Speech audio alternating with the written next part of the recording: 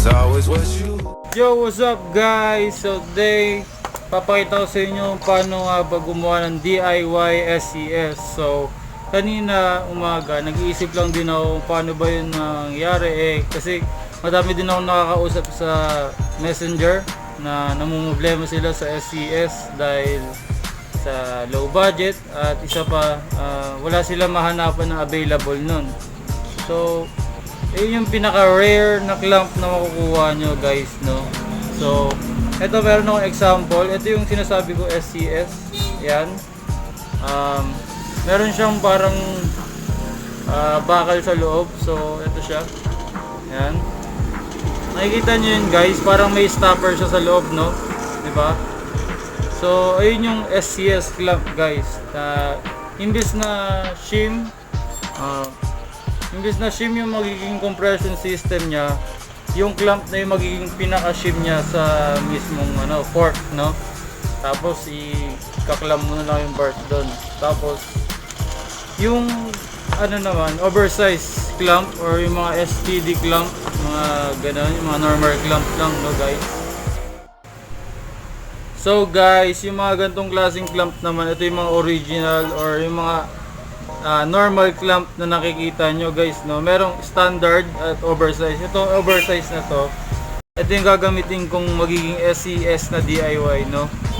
So, hahanap tayo ng tubo na sasakto dito. So, kung meron man kayo mga lumang oversize na bars, ikakat nyo yun. Hindi siya oversize, yung mga oversize na aluminum bars, yun yung mga effective, no? So, example guys, yung oversize na aluminum, ito. Yan. Yung mga V2 bars. So, ikakat nyo yung pinaka-tubo nya, no? Tapos, yun yung pinaka magiging tubo para dito sa clamp na ilalagay dito.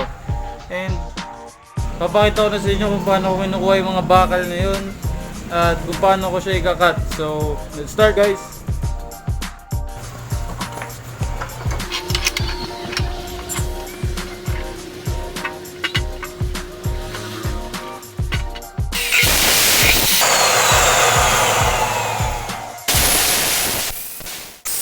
So guys, we are done and ito na yung tubo. Lagyan na natin ng slit. Makikinis na rin natin. So, ang unang gagawin natin guys, ito.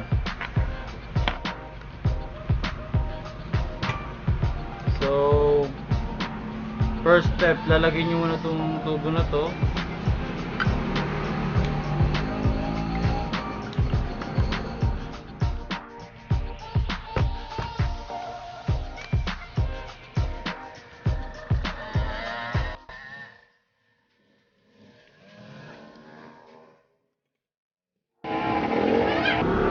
So, isasakto nyo sa gitna yan guys, ha. Yan. Sa gitna. Hindi ka masyado kita. Basta sa gitna siya dapat ng clamp dito. Okay.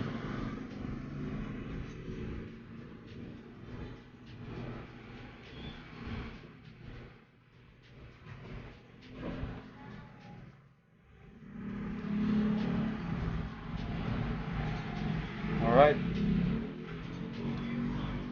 Higpitan nyo muna yung first bolt nyo, no?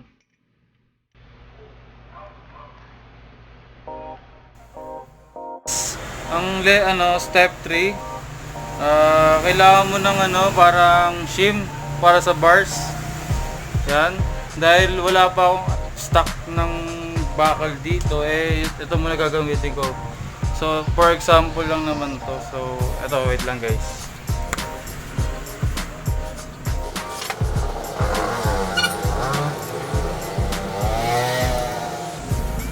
So ayan guys, meron ako nilagay na shim. So ilalagay nyo lang to sa clamp, no?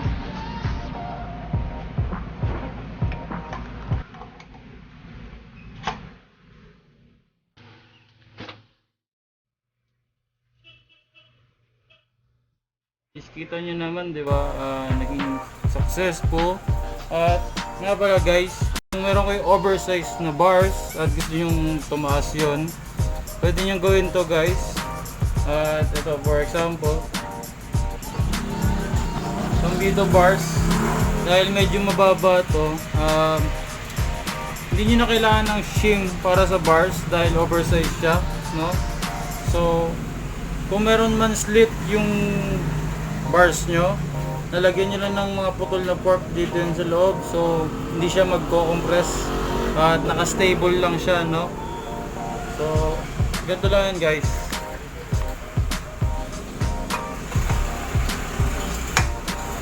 Yan. So yan, higpitan nyo na lang guys. At kung gusto nyo makita na effective ba to or luluwag ba to guys, magpapa-video ko at meron akong complete dito ngayon. At ito siya. So ito siya guys, yung complete na nabuo kanina at tinetest ride ko na din siya kanina, no? So super solid. Yan. So guys, start. Ngayon, subukan na natin itong scooter na to. At test ko muna siya bago siya ilalaro, no? Ayun.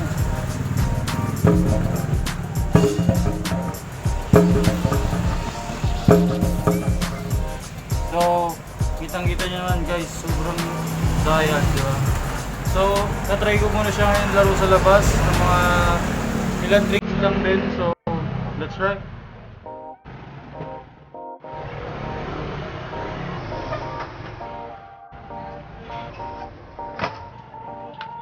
Naman at napaka-dialed kahit naglalaro tahimik, no? So it's a yes. So guys, papakita ulit sa inyo ang dialed test kung okay pa din siya after ko nilaro, no?